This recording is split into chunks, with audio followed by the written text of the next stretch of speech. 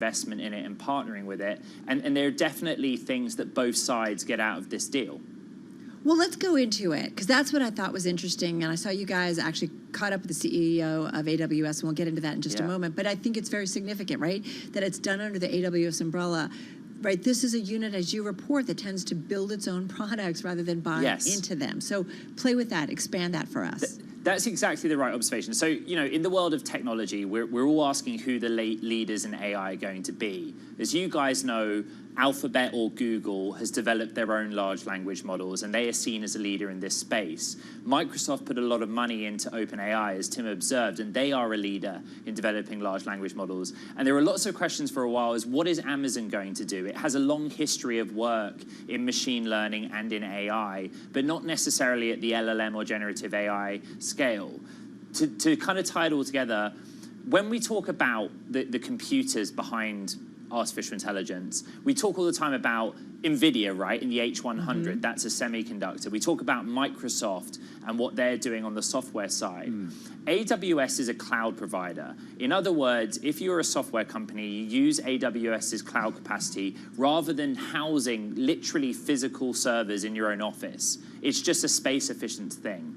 And so a lot of the training that's done for large language models and developing AI is done in the cloud. In other words, you're borrowing someone else's computer capacity rather than having lots of big, loud, energy-expensive boxes lying around the office. And this is what ties it together. AWS is basically saying to Anthropic, come to us. We will provide you the brains, the compute to train your next generation of AI. And in return, we get to use that AI and offer it to our cloud customers. They get first dibs.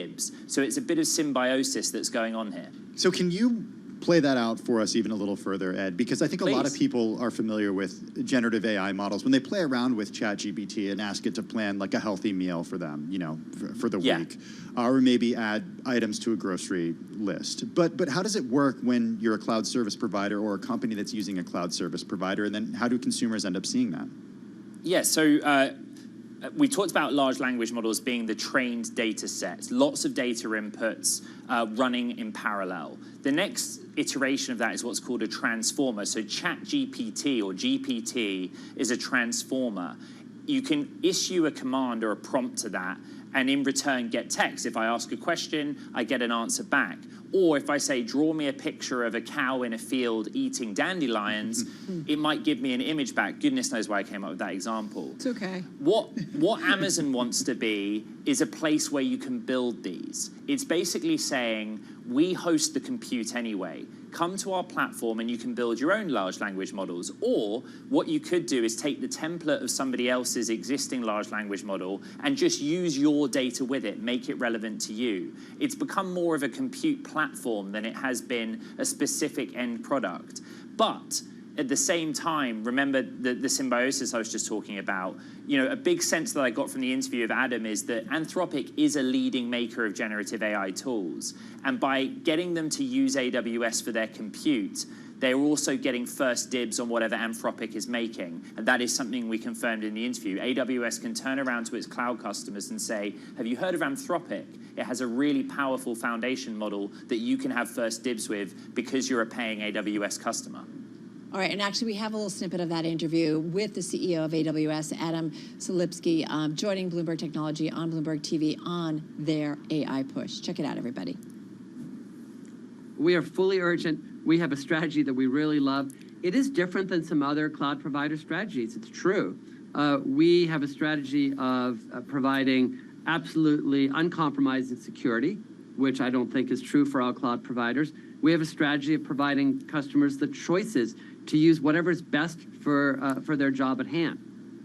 All right, that, of course, is the CEO of AWS earlier on Bloomberg TV and Bloomberg Technology talking with Ed and Caroline Hyde. Hey, Ed, I'm wondering if there's any sort of move here when it comes to actually using compute power, because we know these things use a ton of power. Yes. And, AWS benefits when you use AWS. So are you then, is this a move for AWS to say, okay, use this model, use this tool on AWS, and we are going to be the ones who provide you that service, that power, and you're going to give us more money as a result? I just want to say, guys, super grateful for you giving us some time to discuss this. It's not straightforward. And to answer your question, the other big piece of news that came out of this is that Anthropic is going to use AWS or Amazon's own semiconductors in training their next generation models. It's not as simple as saying, look, I have a semiconductor in my hand, use it to train models. The real world doesn't work like that. What we're talking about is that Amazon has many data centers around the world. Some of them, literally in the boxes, in the servers, have Amazon's latest cutting edge chip. Many of them don't. And all Amazon is saying is that as part of this agreement, we're going to make sure that the compute that we dedicate to Anthropic is coming out of data centers with that next generation chip. And it's important because basically those chips can crunch a much larger volume of data at much higher speeds. That makes it competitive because there's a cost efficiency, there's an energy efficiency to training the models because they're cost and energy intensive. And it also gives us some evidence that the next stage of this story is to ask, is Amazon going to take on NVIDIA, right? We're obsessed with the H100 GPU. The H100 GPU doesn't get sent out to the mail, in the mail to customers. It goes into data centers operated by the hyperscalers, not Amazon. We're talking Microsoft, Oracle, and Azure from Microsoft and also Google. So what Amazon can say is like, hey guys, not only are we the leader in cloud computing, but the data centers that we run to support our cloud computing, they now have the best chips, as evidenced by Anthropic deciding to use our technology to train their models. Although, the question I asked Adam and he dodged is, did you just pay Anthropic $4 billion to do this? Yeah, great story. We will continue in the future. Ed Ludlow, thank you so much, co-host of Bloomberg Technology. Hey, let's get a check on the latest world and national news. We got Nancy Lyons in the Bloomberg 99.1 newsroom in Washington, D.C. Hey, Nance. Thanks, Tim. A government shutdown could happen by the weekend if House Republicans cannot come together on a stopgap measure or spending bills. Extreme conservatives want deeper spending cuts and stricter border policies in any package. White House Press Secretary Karine Jean-Pierre. We're going to hold extreme House Republicans accountable. We're going to hold them accountable for the reckless cuts they are demanding as a condition for keeping the government open. Republican Congressman Brian Stile of Wisconsin predicts there will be a deal. I'm still optimistic that we're going to reach an agreement to give us a stopgap measure to truly move forward next year's appropriations bills. Funding for the government runs out at midnight Saturday. Senator Robert Menendez is asserting his innocence following new charges that he took substantial bribes from 3 New Jersey businessmen, one of whom was an Egyptian agent. We get more from Bloomberg's Irv Chapman. Menendez said the large sums of cash found in his closet were entirely from personal savings. I firmly believe that when all the facts are presented, not only will I be exonerated, but I still will be the New Jersey's senior senator. To those who have rushed to judgment, you have done so based on a limited set of facts framed by the prosecution to be as salacious as possible. He left the room without taking questions.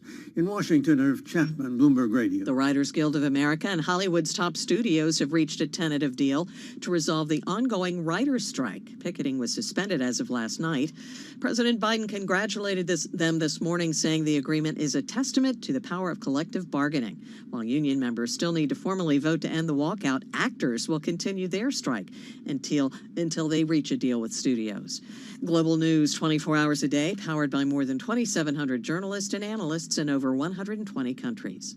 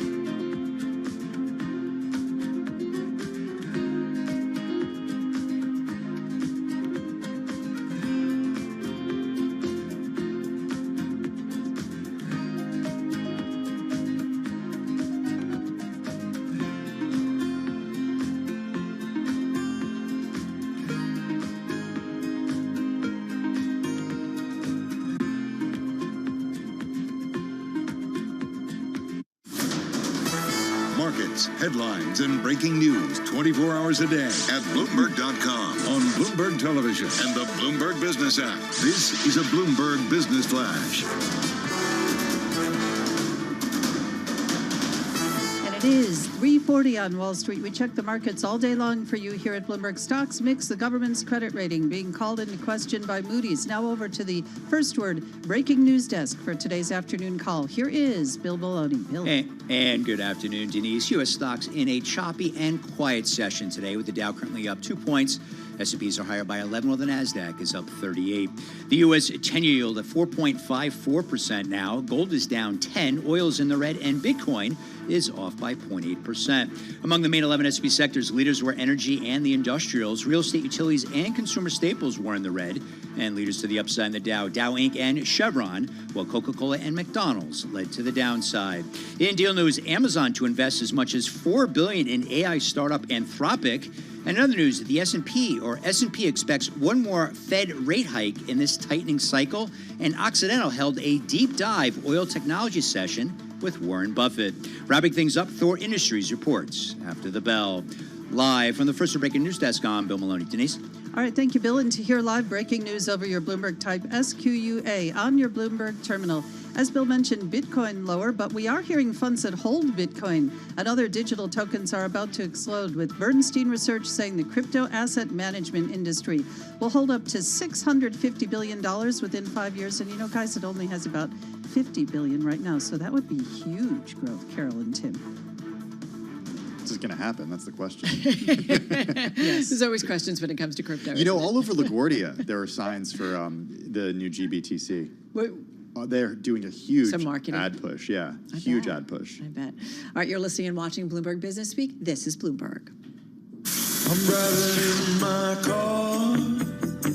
I turn on the radio. How about you let me drive? Oh, no. Who's gonna drive you home? Honey, please, I'll do the driving. Drive on. Excuse me, I want to drive. It's the question that drives us.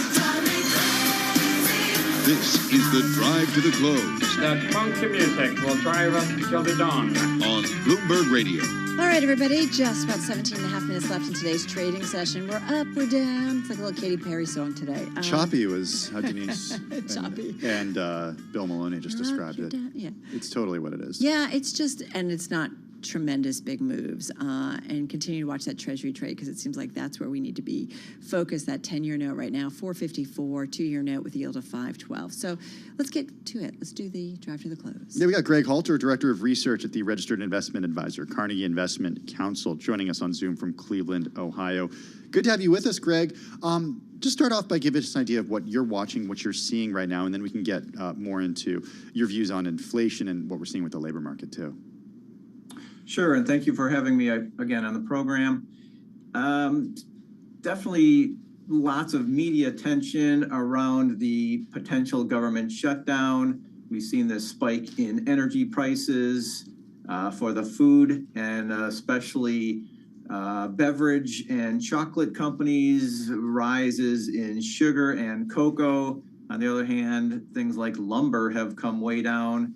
And of course, we always have economic releases coming this week. The PCE might be the biggest one for the week. What would you trade on right now? What are the data points? What are the trend lines that you feel confident enough to trade on?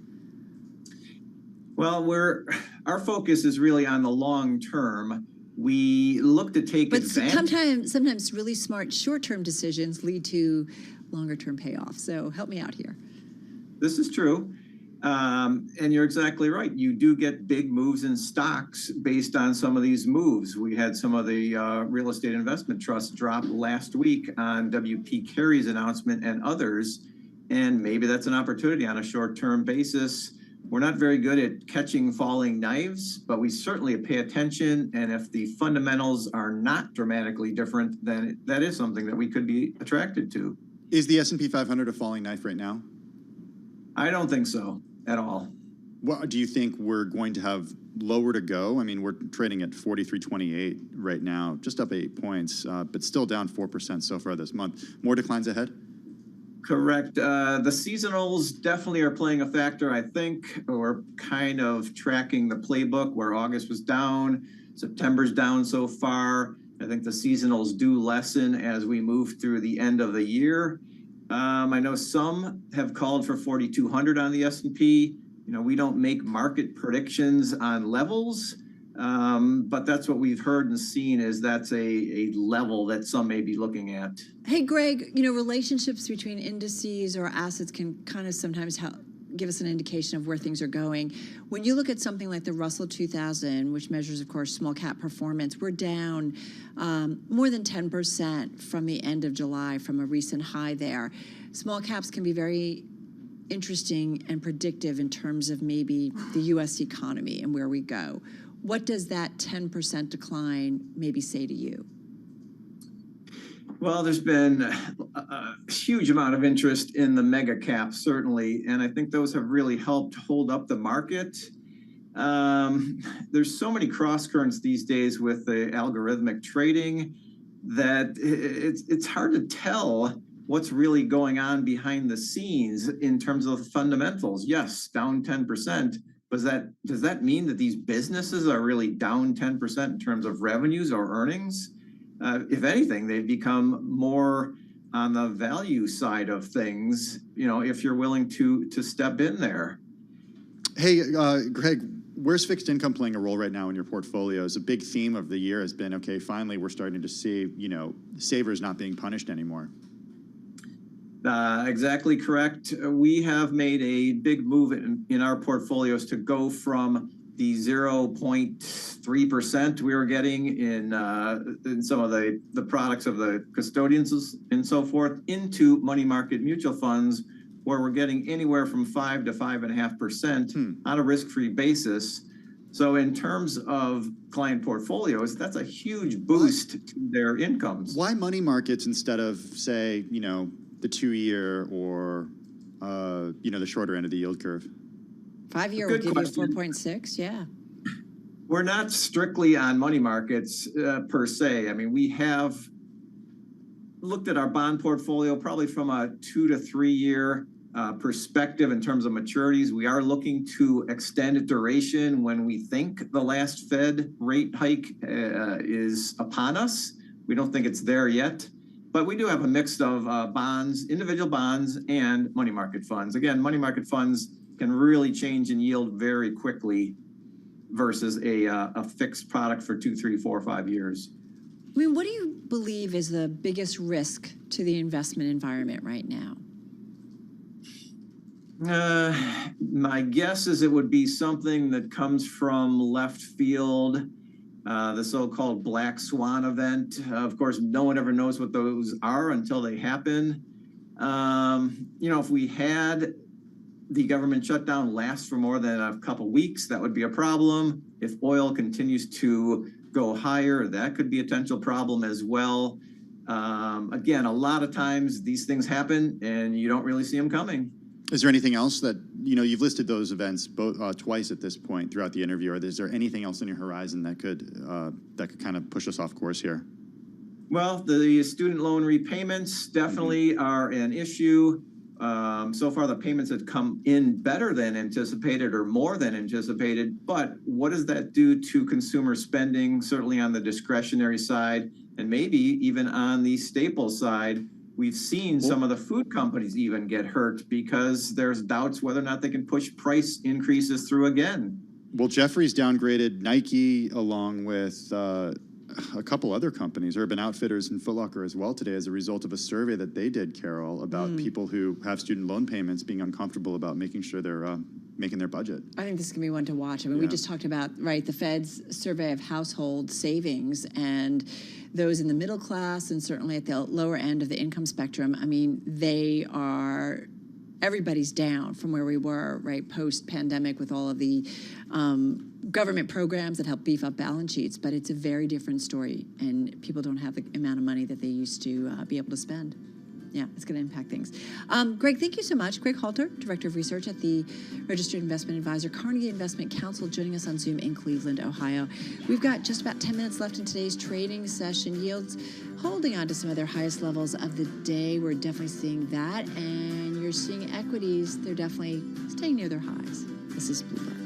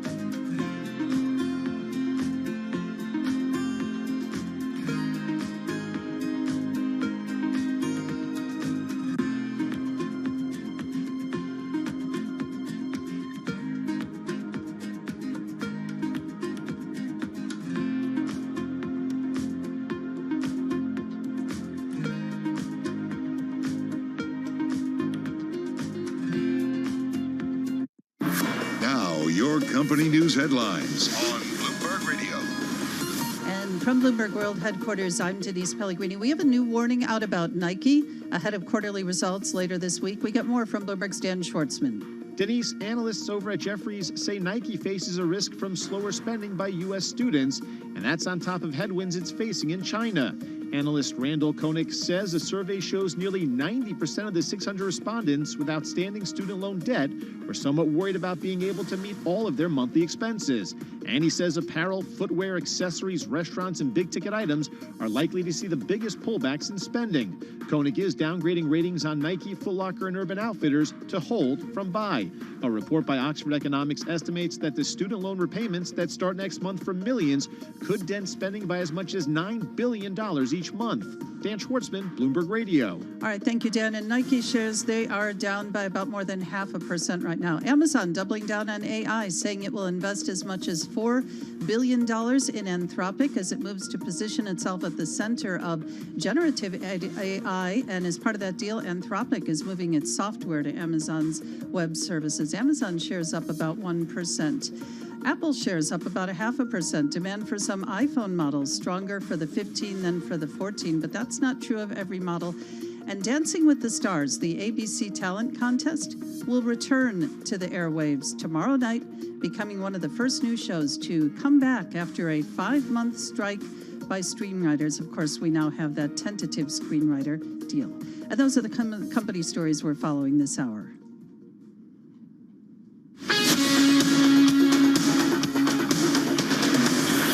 This is Bloomberg Business Week with Carol Messer and Tim Stenevec on Bloomberg Radio. You must be so happy that Dancing with the Stars is back. I know you've been I've never seen it.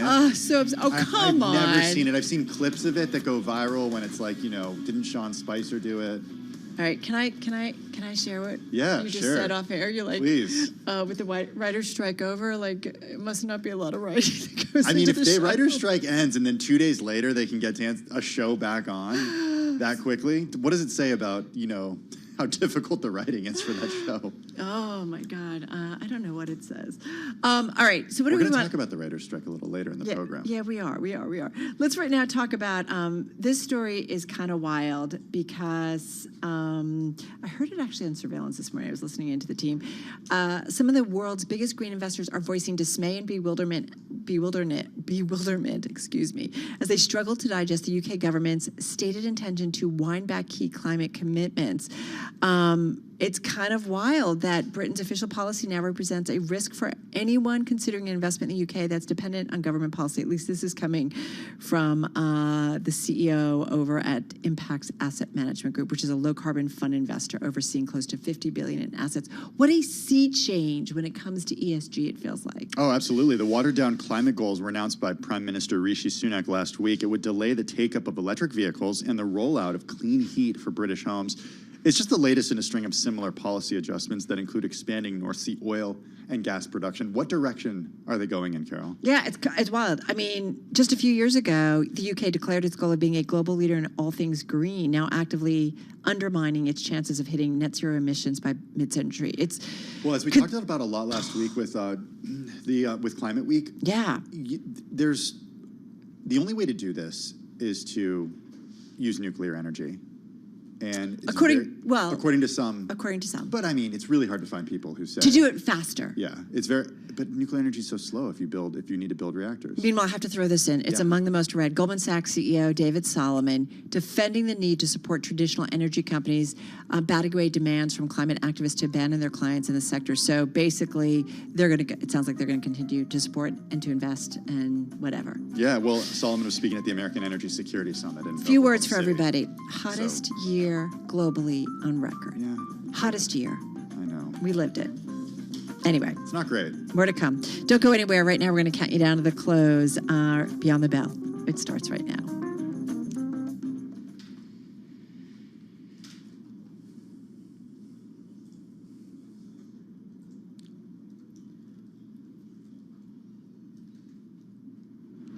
Beyond the Bell, Bloomberg's comprehensive cross-platform coverage of the U.S. market close starts right now.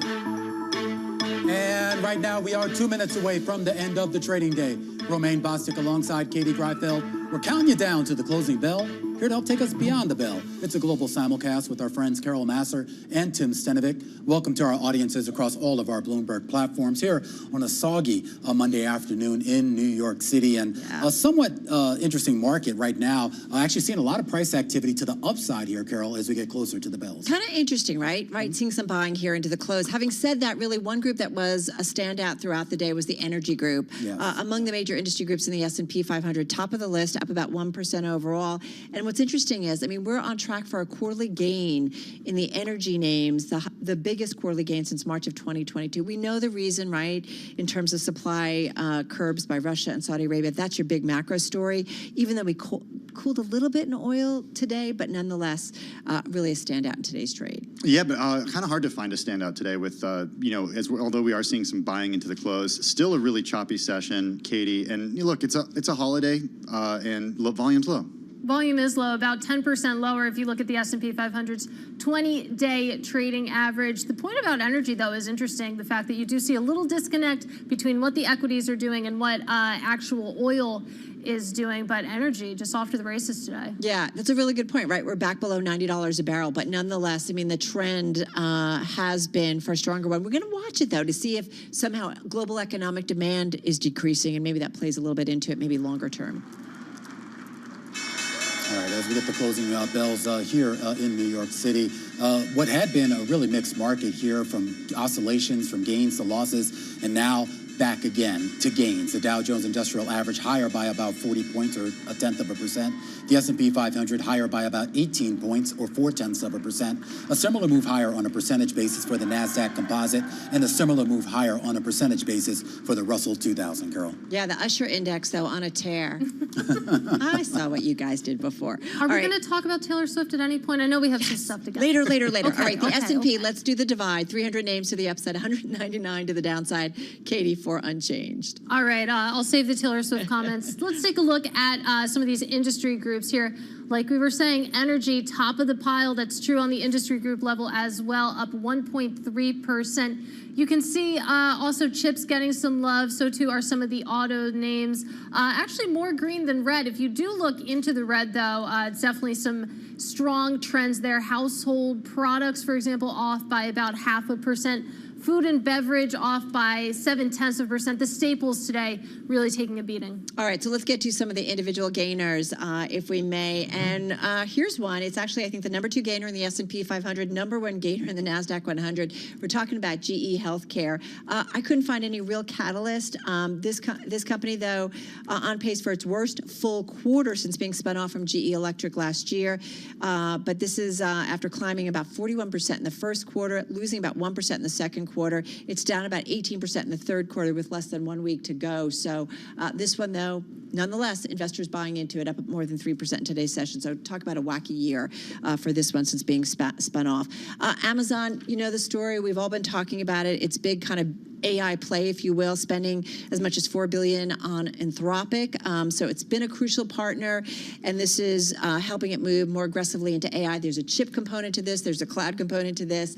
Read it. It's on the Bloomberg, but nonetheless, Amazon is standout, up 2% at its highs, up about 1.7% at its close today. And then CarMax, top in the S&P 500, heavier volume than usual. Keep in mind, they've got earnings on Thursday, so we'll be breaking down some numbers then. Wedbush upgrading the company to outperform from neutral amid improving market share performance. We'll find if that is truly the case on Thursday when they report. Also upping their price target to 90 from 85. Stock closing at 77 and change, just under 78, so some room to run there. It's up about 30% year to date. 12% of the float is shorted. It's still down 50% from its high back in November of 2021. And I just want to add one to your list. Yeah, please. Sonoma was on a tear today, up about 12% WSM ticker on the back of no real news. It's that kind of a day, right? Like I can't tell you how many names I pulled up and there was nothing. Yeah, it was. Same with decliners. It was actually tough to find stories behind some of these decliners, but I managed to find some. Let's start with HP I think Inc. ticker Romaine bought HPQ. like a $12,000 couch and a $15,000 shelf. Yeah, at but you Williams still have to wait Sonoma. 18 months to actually get it. HP falling 1.76% today. This after Berkshire Hathaway and Warren Buffett disclosed selling $125 million in shares. And its indirect sale, it took place in 3 transactions between the 20th and 22nd. That's according to a filing with the SEC. And I looked up a few minutes ago onto the screen what you guys were doing. I saw Joe Doe on the show talking about this story. Alcoa shares of the largest U.S. aluminum producer falling today to a 52-week low, down more than 6% on the day. This after the company abruptly named a new CEO. William F. Opplinger, who had been COO and before that CFO, will become the new CEO, replacing Roy C. Harvey. Yeah, that's an interesting story because, usually, Tim, aren't there like succession plans? They kind of telegraph when it's. This is the board met yesterday. The board met yesterday, put out a filing this morning, and said, hey, and perhaps that's why we're seeing shares down 6%. But this guy's been at the company for a long time, and he's worked in many different roles. So, yeah, we'll see what he ends up doing. Comes at a tough time for the industry, though. Yeah. Let's talk a little bit about Nike. This is actually, I think, among the most interesting stories in terms of stock-moving stories today. This is after Jefferies analysts downgraded the company along with Foot Locker and Urban Outfitters from buy to hold. The reason is because Jefferies did a survey and found that nearly 90% of respondents who they surveyed, about 600 of them, these are folks who have outstanding student loan debt. They were somewhat worried about being able to meet all of their monthly expenses.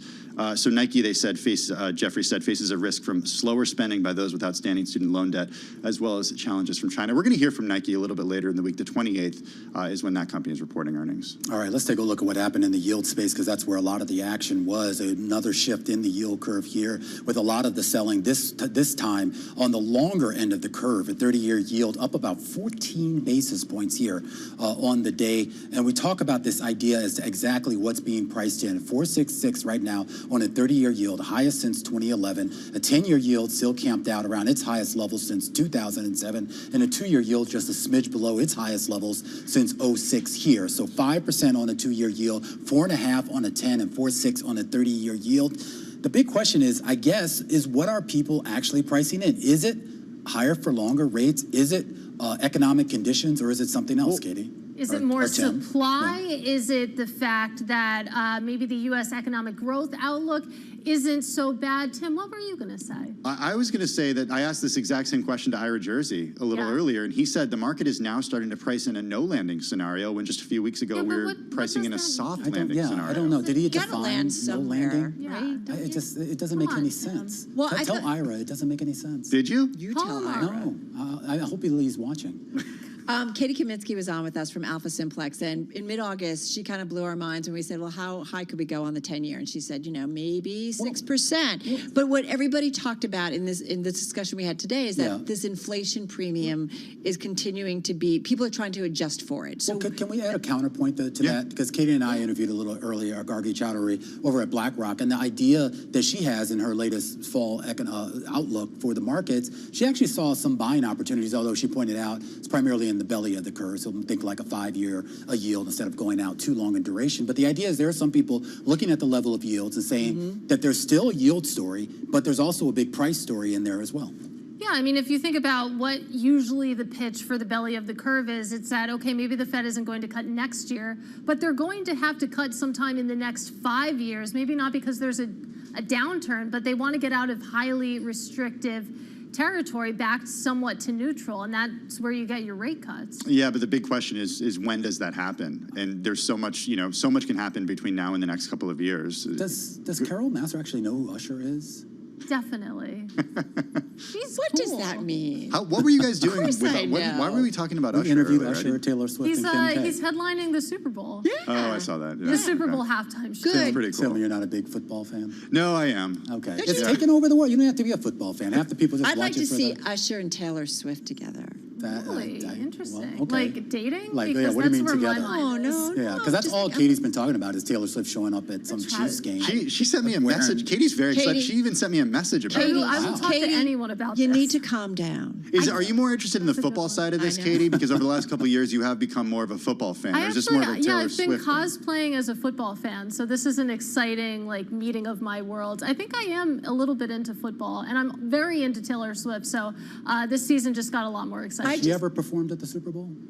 I don't think so. No, remember, it's a trick question. Remember they invited her a couple years ago, and then she had that dispute with, was it Scooter Braun? One of those producers where she couldn't perform half her music, so they were like, well. We all know that when Romaine asks a question, he already knows the answer to it.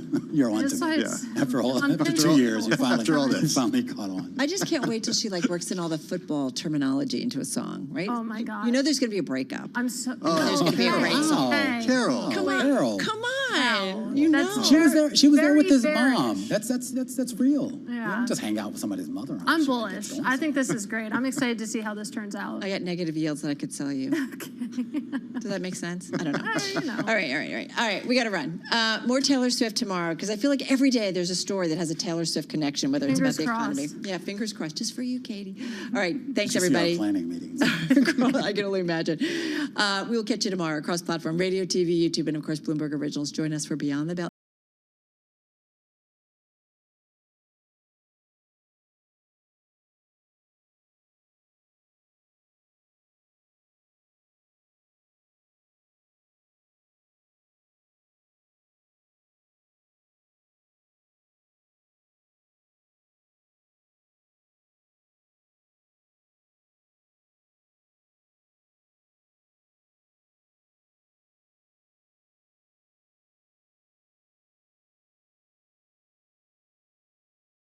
We had to call up Mark Gurman because Apple shares a little bit higher today. I think we saw in the trade following the first weekend that consumers could buy the latest iPhone, the iPhone 15, and also the Apple Watch Ultra 2, right? Went on sale on Friday. So that means Mark Gurman, he's been checking it all out.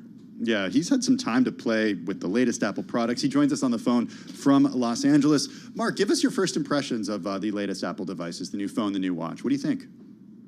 Yeah, thank you so much both for having me.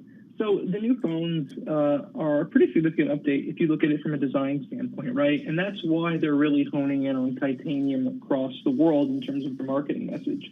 There's really not a whole lot new. Now, titanium is nice and all, but the drawback is if you're like me, and I think most people, if you stick that phone in a case, it's the same as last year and even the same phone as the year before. So there's really not a lot new here other than that titanium design. The processor is marginally faster. The camera sensors, the upgrades you're seeing there are more on the software side than the hardware side. But still, it's pretty exciting. You get that phone in your hand, it feels quite a bit lighter. In some circumstances, the battery life is better. So I think it is a fair, decent upgrade. Carol mentioned the Apple Watch Ultra 2 and the Apple Watch Series 9. That is one that's probably the smallest upgrade that I've ever seen from an Apple product on an annual basis. It is a very small upgrade. So if you're coming from an Apple Watch from last year, it's simply not something I could recommend. Whereas the phone, people are addicted to these phones. If you want the phone, you're going to get it no matter what I say or don't. Well, that's, it's so interesting. I don't know what kind of analysis Apple has on this. How many people actually trade in a new phone every year? Or like me, I've got a 12 and now I'm thinking, yeah, it's time to get a new one. Yeah, I don't know how many people upgrade to a new iPhone every year. I think the average is about 3 years, and you have to think about, the number of people that do update every year, and then you have to think about the amount of people that upgrade every 5 years or even longer, and you have to take the average of that. I bet you there's more people who don't upgrade for 3 years than people who upgrade every year. So talk to us a little bit about that latter group, because Carol's certainly one of those. She's got the 12. She's probably going to get the 15. I'm at the 13 mark.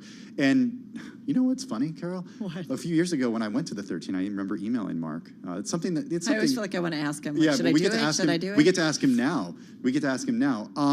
It feels like my phone still works pretty well, Mark, even with updated iOS. Tim, I know you are a huge techie. I'm surprised you don't have the 15 already. Carol, you should probably get on the 15 as well. Hey, I feel like that was a judgment there. Well, Mark knows I've been covering. I've covered Apple for years. I've gone to a few of these events, and I used to buy it every year. But it's like it's gotten a little different, Mark. I don't know if it feels different to you, but if the upgrade cycle has become longer because these devices don't necessarily have the kind of wow features that they used to. So, as you both know, there was a time, 10 years ago, where getting the new iPhone every year was a must-have. I mean, you remember the breadth of the changes in the iPhone 4, the iPhone 6, the iPhone 10, right? But really, since the iPhone 10, you're on the same, general phone, right? I mean, there have not been significant changes, I would say, in 6 years now, right? I mean, going from the 5 to the 6 was like a humongous change. Going from the 3GS to the 4 was a massive change. Even the 1 to the 3G was a massive change. And, those days are over, right? Those days for Apple are over, it seems. You're not getting those big overhauls that you used to get. And it's a little bit disappointing. It's something that I've grappled with to try to figure out, as someone who covers Apple, why is this the case? And it's, there's a few possibilities. One, I don't know if they want to really change the iPhone so rapidly because of how many people are, glued into, the way the phone works. They don't want to upset consumers. The other angle is that there's just too much stuff going on.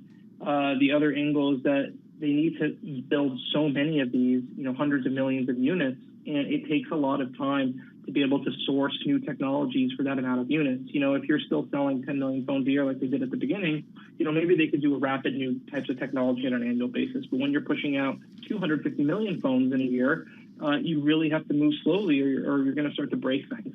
And so I think maybe it's a combination of the three. All right. Still disappointing as a huge tech fan. Well, it's interesting, too, when you're reading your kind of review of all of it and you're writing, as you said, about the titanium frame or you're writing about the less sharp edges, we're not talking about some big high-tech advances. Right, it's not fingerprint scanner to facial recognition. Right, right, which was big changes. Yeah. Having said that, you do talk about the action button. Is that a big deal? Oh, my God. I have been obsessed with this action button all weekend. This thing could do anything. Okay, so let me tell you what I've done. You can make it do anything you want. So I have the action button on my Apple Watch now as my car key. I press that action button and I'm doing it right now. I can unlock my car. I can lock my car. I can turn on the AC. I can turn on the heat. I can open my trunk. I can close my trunk. I can close my windows just by clicking the action button on my watch. And on my phone, I have the action button. It brings up my phone favorites. Yes, I still call people. But you can make it do anything you want. Like my wife, she loves taking pictures. She has the action button for her camera. Someone might like taking notes a lot on their phone. So they click the action button and they jump right in to add a new note or a new reminder. So it's basically a you name it button to do anything you want. Like a macro? And it's like you're creating macros? Basically anything, right? Yeah. And you create what's called a shortcut in the Shortcuts app that comes on the phones. And I have to tell you, it is super complicated. I would say 9 out of 10 consumers, I would bet, have never heard of the Shortcuts app for the iPhone from Apple. I would say that 10 out of 10 consumers probably don't know how to use it if they've heard of it. And so it's pretty complicated. And, I encourage anyone to try to learn it a little bit more because it's really cool and really convenient. Can Apple make this easier? I mean, how hard is it for you to program your watch or your phone to actually open your trunk? It is easy for me, but I would say it took a little bit of guess and check, and I had to get some help from some people on Twitter to get it done. Oh, that's not a good sign. Now that I found out how to do it, I can do it with my eyes closed. That's not going to work for the average consumer, right? That's not going to work for the normal consumer. Hey, Mark, I had a memory. What Apple can do is they could put more presets. I had a memory when you were talking about the way that the iPhone used to be, big upgrades each year about a decade ago. Walking through the East Village, seeing somebody with the first iPad literally stopped him to look at it. And he was telling me that, everybody is stopping him to look at this thing. Imagine walking down the street with an Apple device. The only thing I could think of that eliciting that right now, Mark, would be the AR glasses if somebody were to walk around with Vision Pro. Other than that, no one's going to stop me to look at the iPhone 15. Exactly. Or a new version of an iPad, right? I remember when the iPad came out. You're right. I've seen the same thing. The iPad, even the iPhone 4, people were stopping telling people to look at, right? But there has just not been those major overhauls these days. I mean, it's just not a thing anymore for Apple. And so that's certainly something that hopefully will change again. But at this point, they're, coming out with the design, a form factor. Right. And for all intents and purposes, they're sticking to it.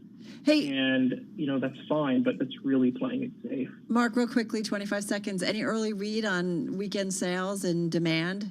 Are you hearing anything? They don't give any of that information anymore. But what I will tell you is just looking at the line, it's just amazing. I mean, you're back to the pre-pandemic. You're back to the big revamp lines. And so I certainly think that this is something to keep an eye on going into the earnings announcement at the tail end of October. I think it's going to be quite strong. We were talking about it here in New York. For those of us who used to come in early in the morning, you'd see the lines of people lined up at the Apple store. And so, yeah, seeing that again this time around. Mark Gurman, thank you as always. Chief Technology Correspondent at Bloomberg News on the phone in Los Angeles. Carly Rae Jepsen. Carly Rae Jepsen. Yeah, that's who it is, Carol. Call me, maybe. All right, you're listening and watching Bloomberg Business Week.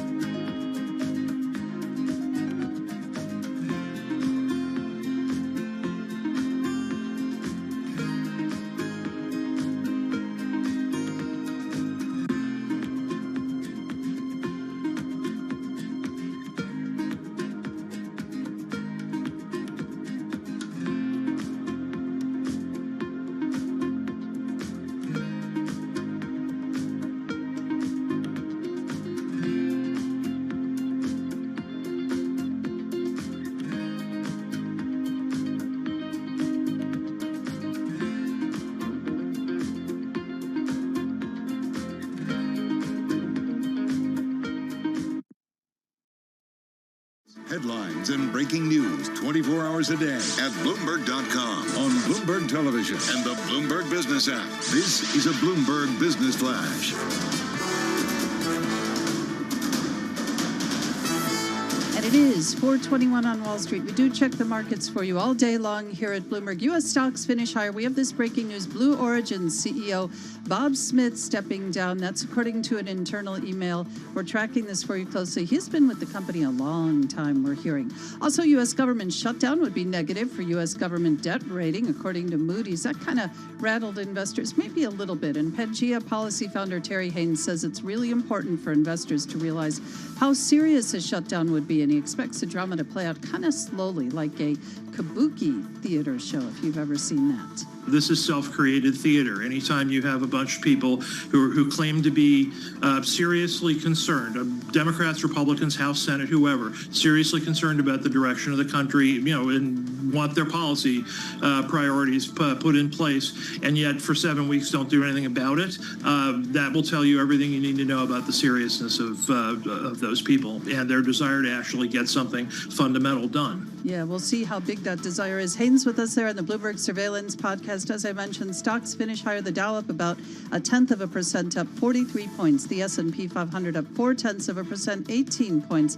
The Nasdaq up about 0.5%, up 60 points. Amazon shares gaining about 1.6% on the day. Amazon announcing it will invest up to $4 billion in AI startup Anthropic, and that tie-up could help Amazon become a key player in generative AI.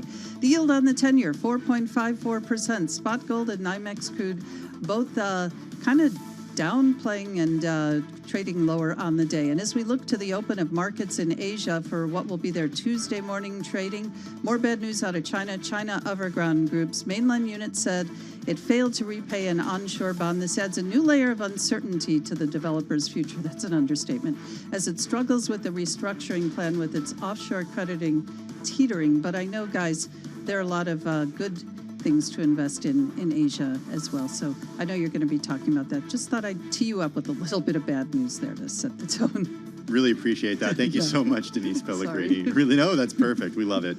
Hey, get the latest news whenever you want it with Bloomberg News Now. Top stories from our global team of reporters at the click of a button. Get Bloomberg News Now on the Bloomberg Business app, Bloomberg.com, and anywhere you get your podcasts. All right, you are listening and watching Bloomberg Business Week. Well, Denise mentioning some of the woes, certainly, when it comes to investing over in Asia.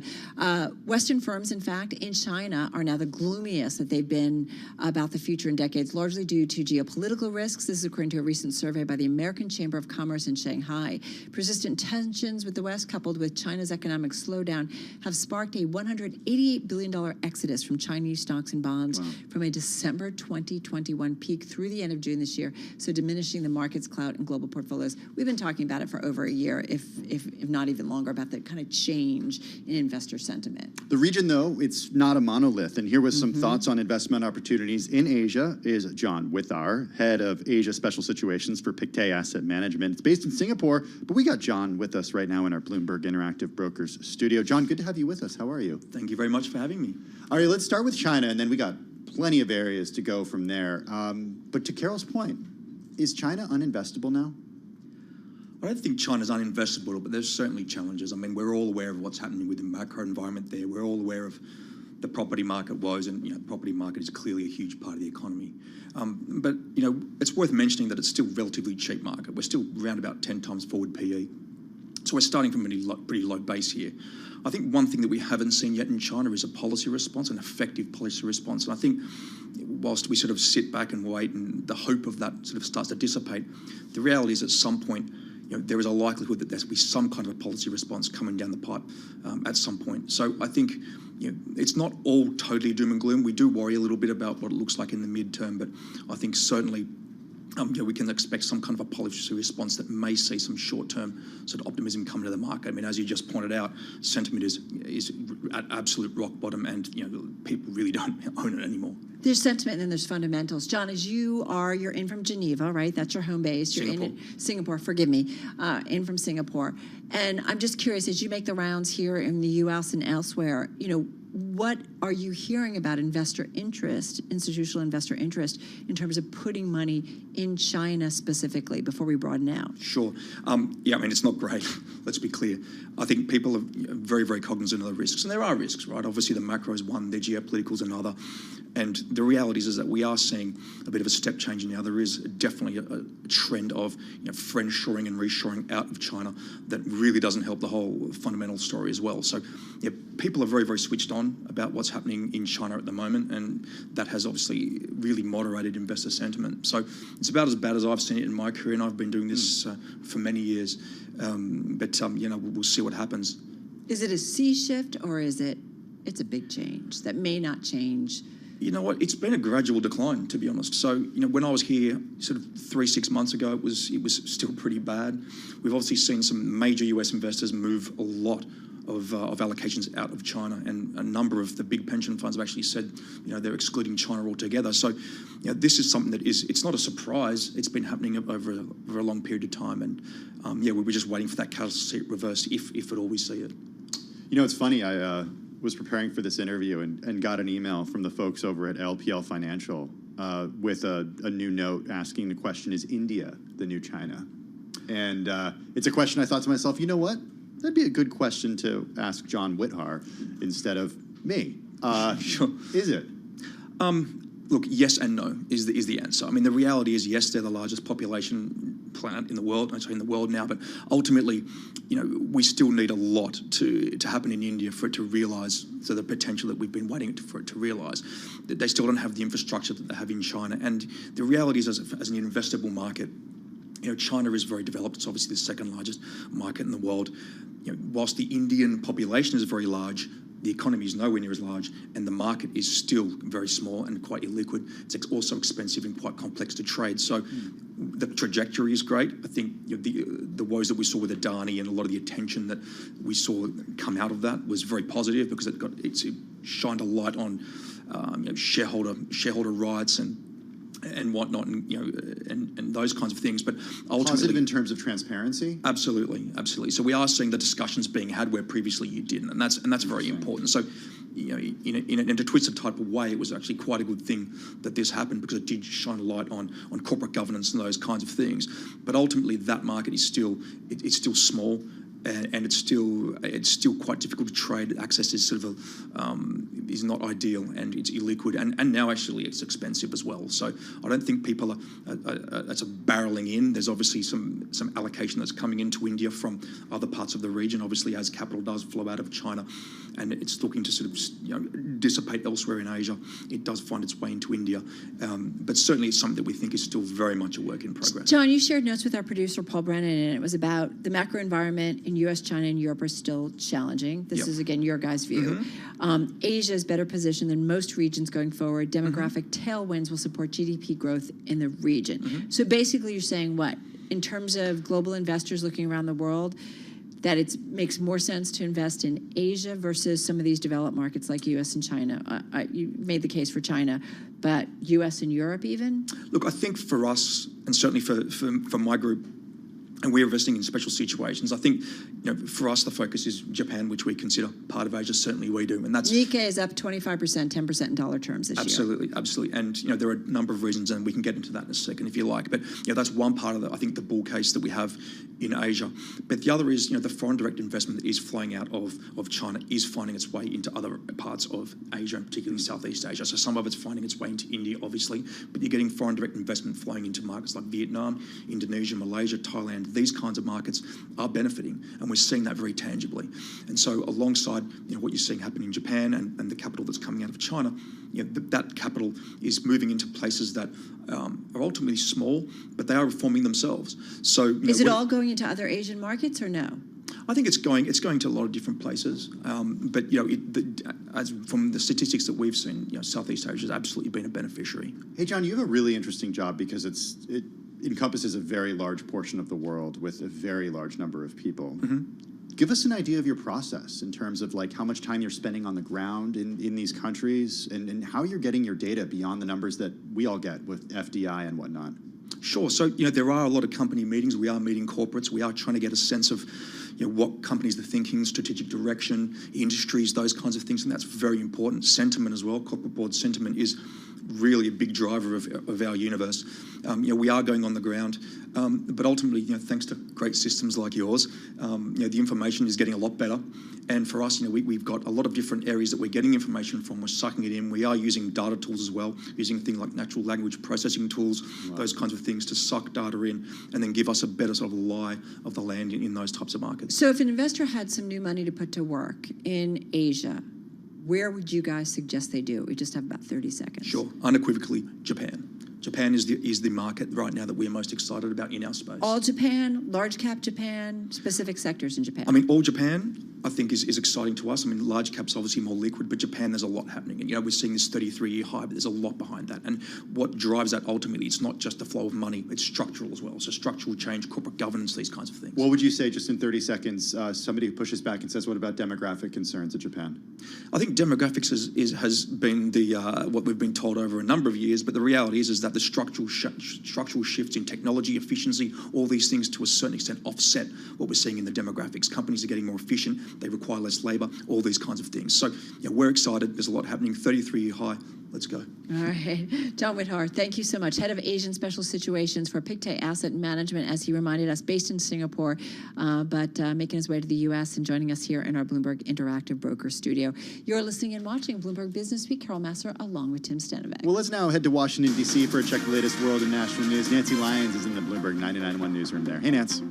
Hey, Tim. New Jersey Senator Bob Menendez admits that he is looking at his biggest fight yet, but he says he will be exonerated of charges that he and his wife accepted bribes in exchange for political favors for 3 business associates in New Jersey, as well as the government of Egypt. On Friday, the Southern District of New York brought charges against me. I understand how deeply concerning this can be. However, the allegations leveled against me are just that. Allegations. Menendez is asking for people to pause and allow all the facts to be presented before passing judgment. For instance, he says the cash that was found in his home was from his personal savings account and was not paid to him as bribes. After a 146-day strike that paralyzed Hollywood and shut down production, the Writers Guild and studios have reached a tentative deal on a contract. The WGA negotiating committee calls the agreement exceptional. Bill Wolkoff is a strike captain for the WGA. I know they would not have told us a tentative deal was reached and told us that picketing is suspended if it wasn't exemplary. The provisional 3-year deal remains subject to the completion of contract language and the recommendations from the union's council and board. That could come as soon as tomorrow. But a return to production will likely remain on hold until a new deal can be reached with striking actors. President Biden will be showing his support for striking auto workers when he travels to Michigan tomorrow. Biden says he will walk the picket line in solidarity with the workers as they fight for a new contract. Biden's visit will come a day before former President Trump travels to Detroit to court union members and to counter-program the Republican primary debate, which he has said he will not attend. Global news 24 hours a day, powered by more than 2,700 journalists and analysts in over 120 countries. I'm Nancy Lyons.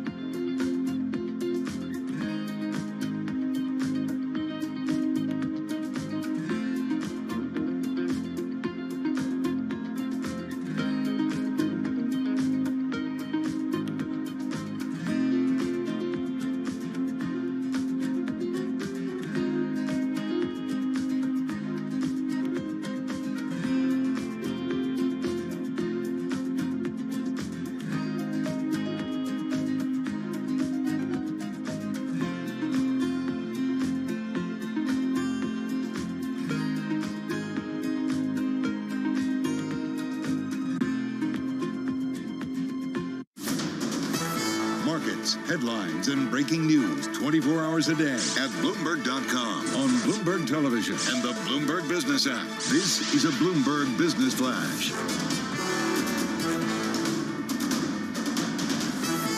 And it is 4:40 on Wall Street. We check the markets for you all day long here at Bloomberg. Stocks finished higher. U.S. credit rating at risk, according to Moody's. U.S. government shutdown would reflect negatively on America's credit rating, according to Moody's Investor Service. Of course, a credit downgrade, we don't have one yet, but if we did from Moody's, could also be associated with rising interest rates, rising borrowing costs for governments and for businesses. And Michael Purvis, founder and CEO, Talbot and Capital Advisors, says yields are going to go even higher from here.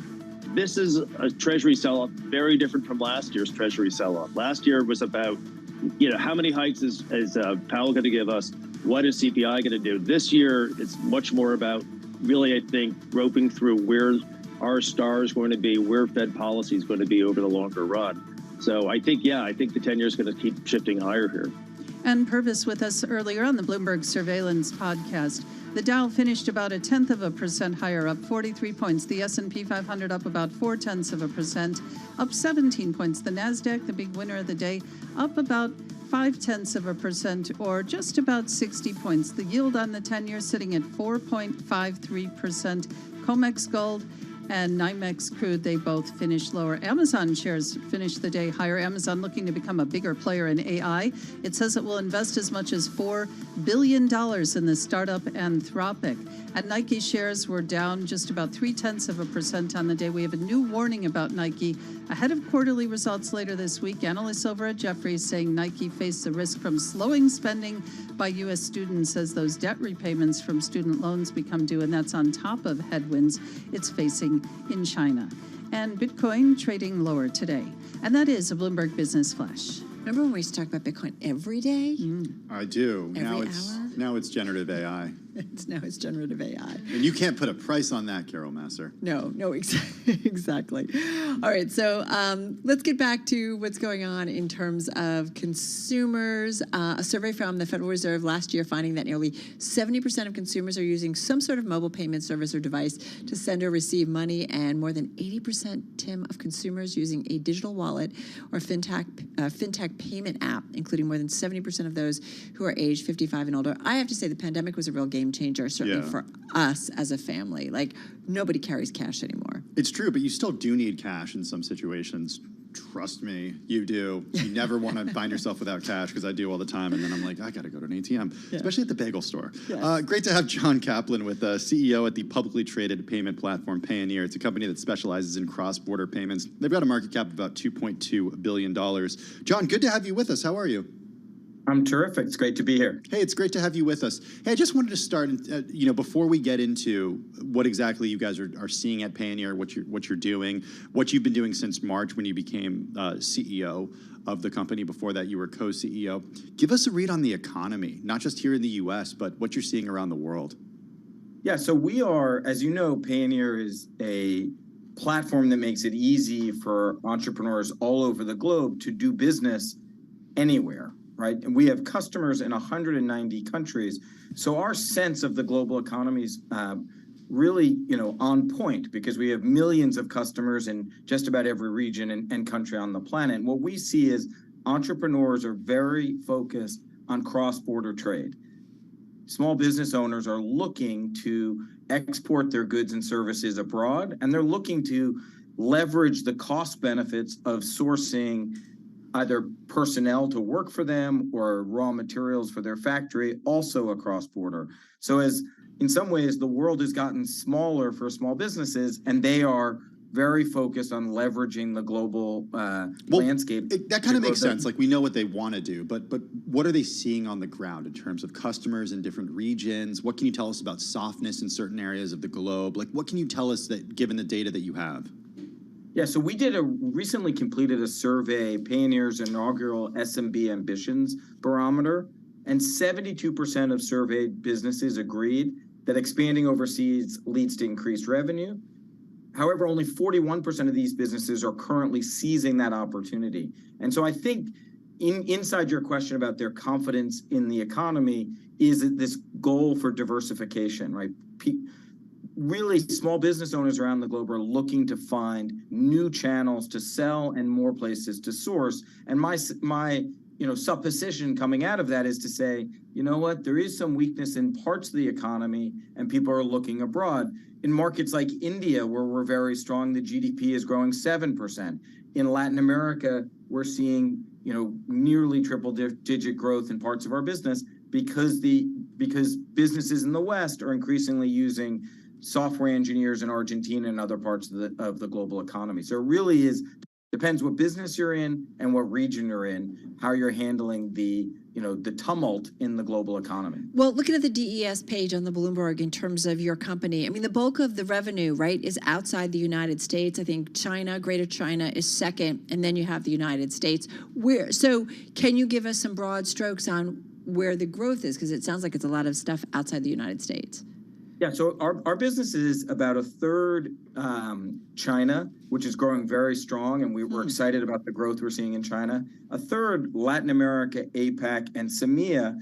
Those markets are seeing 45% year-over-year growth, really powering the growth of the Payoneer platform. And as our services have expanded, more invoicing capability, more commercial credit card capability for our customers, we're seeing those customers have more of their accounts receivable on the Payoneer platform. We really are the solution for an emerging market business that wants to do business cross-border. Go back to China. You said China growing very strong, which is interesting because we just had a guest talking about investment opportunities. This was the head of Asian Special Situations for Pictet Asset Management, John Whithar, and he talked about a lot of investment money flowing out of China. Based on what you're seeing, though, John, what does it tell you about the Chinese economy? Yeah, so our customers are small business exporters in China. So they're exporting iPhone cases, and they're exporting what are effectively consumer goods that people in the West, have a voracious appetite for. They're not exporting. They're exporters. So they're small business manufacturers. It's different than people who are looking to invest in the real estate sector, for example, in China. That I wouldn't have any color to add on. I was just curious if there was any kind of business to consumer, though, specifically staying within the China network, if you were the China loop, but it sounds like it's all exporters. Yeah, our customers are 100% exporters in China. Manufacturers, traders, goods suppliers, Amazon sellers, eBay sellers, Walmart sellers. The people who are, going into holiday 2023 should have a strong season. What are your U.S. customers? How would you describe them?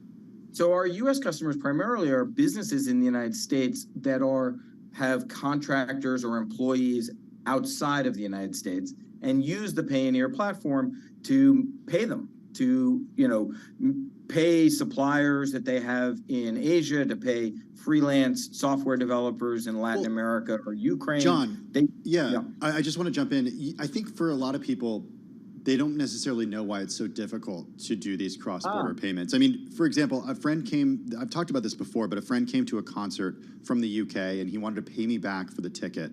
And he couldn't pay me on Venmo, he couldn't pay me on PayPal, and we just decided, the next time you come to the US, you can just pay me. Yeah, it's so hard to do this. Why is that? The real reason for this is if you're a business owner outside of the United States, you don't have a social security number. So you can't get a U.S. bank account. You can't participate in the U.S. financial system as easily as you or I or we can, and have all of our lives. So when you have businesses abroad use the Payoneer platform to manage their international accounts receivable and accounts payable. So in the event that your friend had a business and was on the Payoneer platform, you very easily could have paid them just as easily as you could have Venmo'd someone or made a Zelle payment to someone. With the Payoneer platform, that's baked into exactly how we've set up the program. Very interesting. John, come back soon. Love to continue this conversation. John Kaplan, CEO at Payoneer, joining us in New York City. Pretty cool stuff. Yeah, my friend did pay me back. He was good for it. Don't worry. Did he send you like a check? I think he comes buy you a couple, US buy you a lot. meal. Yeah, I mean, we also tagged along on his honeymoon after we got married. So. This is where you start to think like Bitcoin or blockchain. Maybe this could be easier, right? I'm waiting. Cross-border, I don't know. All right, you're listening and watching Bloomberg Business Week on Bloomberg Radio.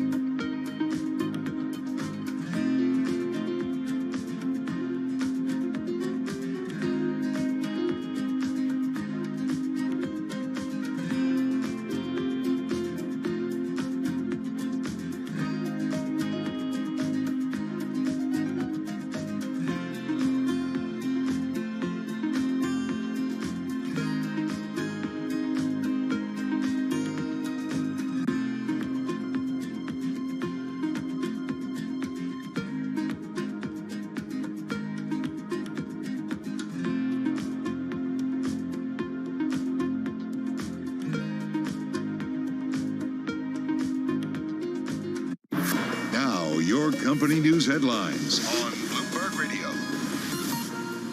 And from Bloomberg World Headquarters in New York, I'm Denise Pellegrini. We have a new warning out about Nike ahead of quarterly results later this week. Analysts over at Jefferies say Nike faces a risk from slower spending by U.S. students. That's on top of headwinds it's already facing about China.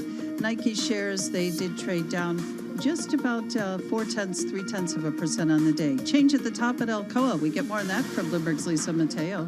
Alcoa has named William Oplinger as its new CEO, replacing Roy Harvey, who has led the largest U.S. aluminum producer since its split from Arconic. Chief Operations Officer Oplinger is a natural successor. He was Chief Financial Officer when Harvey took over as CEO, and the two have worked closely together for years. Harvey will stay on as strategic advisor to the new CEO until the end of the year. Sounds normal, right? But the change was apparently sudden, with the board deciding yesterday that Harvey would cease to serve as president and CEO immediately. The change also comes during a difficult time in aluminum markets as weak demand pressures prices. Lisa Mateo, Bloomberg Radio. All right, thank you, Lisa. And Alcoa shares finishing the day down just about 6.1%. And remember how 15 years ago, how excited people were they could change the voices on GPS? Well, that's coming to GPT. Over the next 2 weeks, users of OpenAI's ChatGPT app will be able to choose one of 5 different voices rather than just the default. That'll give a greater sense, that we're having a real human conversation. And those are the company stories we are following this hour. I'm Denise Pellegrini.